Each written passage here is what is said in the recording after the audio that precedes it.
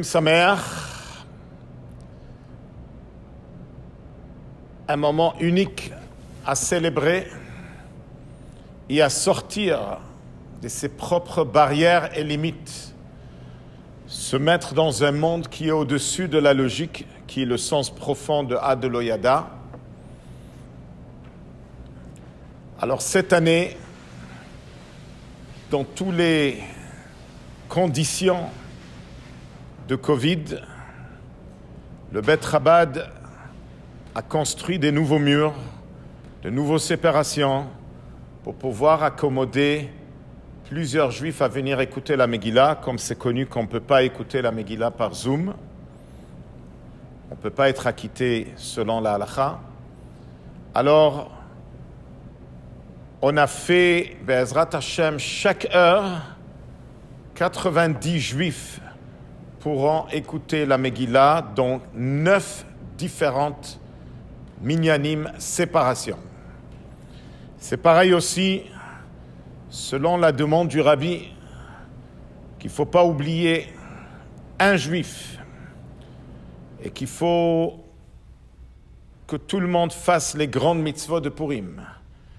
Mishloach manot, envoyer 2 sortes d'aliments à un ami, et matanot la evionim, minimum à 2 pauvres, et le mishté de Purim.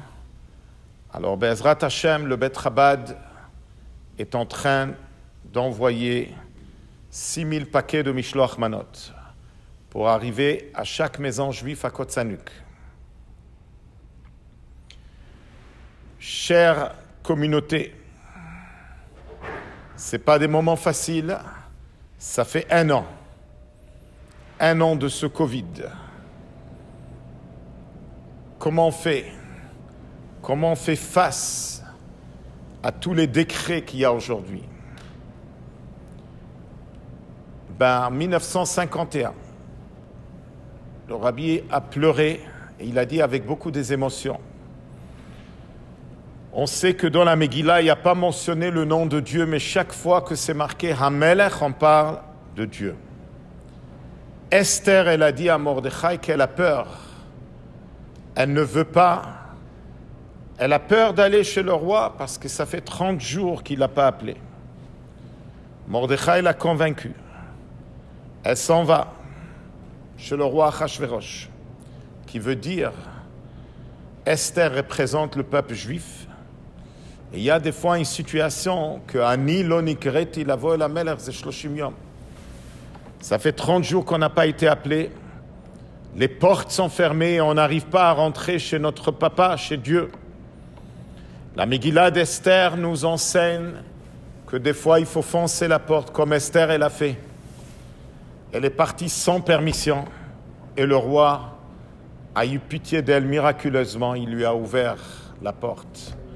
C'est pareil aussi, il peut y avoir une situation que les portes sont fermées. Le juif, il doit prier, il doit pleurer à Dieu qu'on nous laisse rentrer. Il doit pleurer à Dieu pour la délivrance. Il doit pleurer à Dieu que le décret de ce Covid s'annule. Et quand on pousse la porte, on va réussir à rentrer.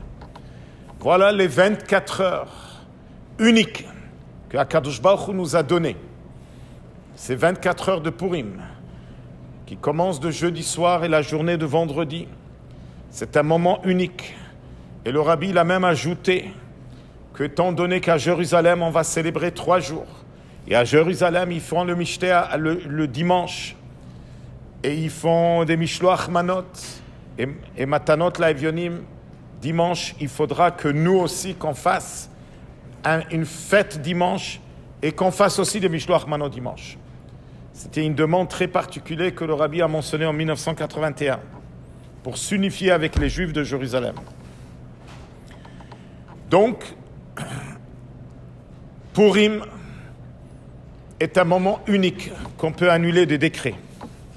Je voudrais partager avec vous une histoire qui est arrivée en 1953 quand Staline a pris une décision de malheureusement se débarrasser des 3 millions de Juifs qui étaient à l'époque en Russie.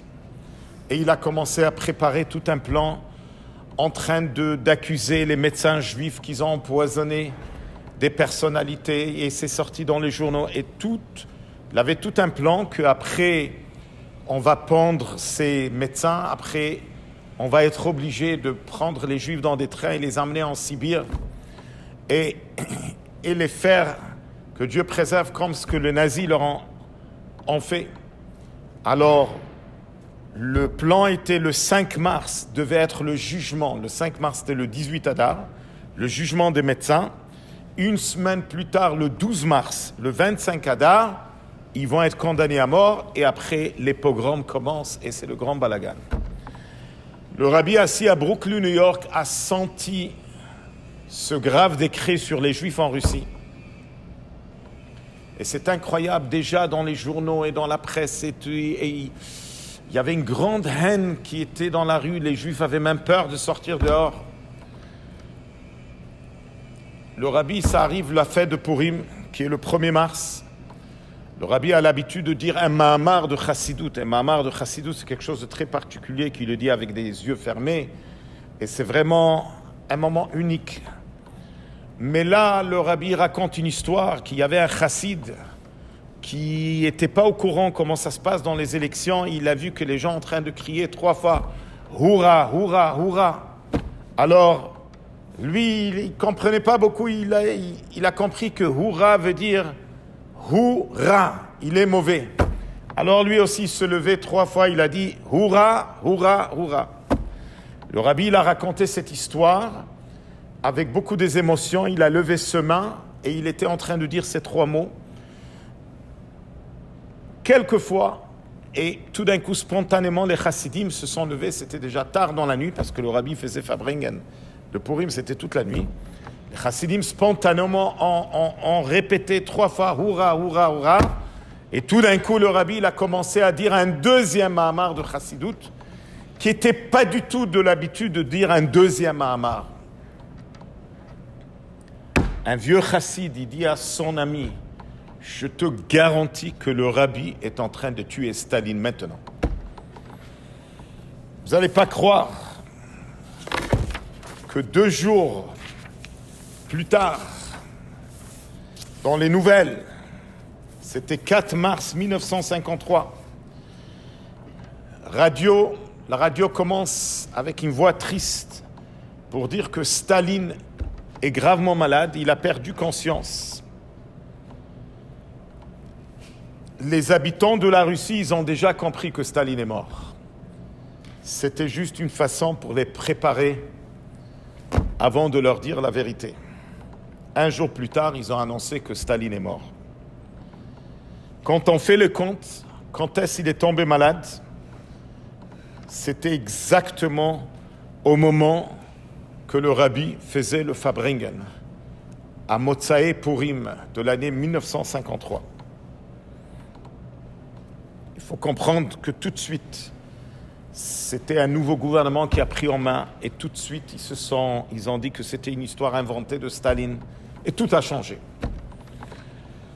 Cette histoire nous prouve quelque chose d'incroyable, que Purim, c'est un moment unique pour annuler des décrets. Alors, on profite de les 4 mitzvot de Purim, qui commencent avec la lettre Mem, Mikra Megillah, Mem, Mishloach Manot, Mem Matanot Laevionim, Mem Mishte de Purim. Et Be'ezrat Hashem, on va mériter Mem Mashiach Tzidkenu Bekarov Mamash, un joyeux Purim.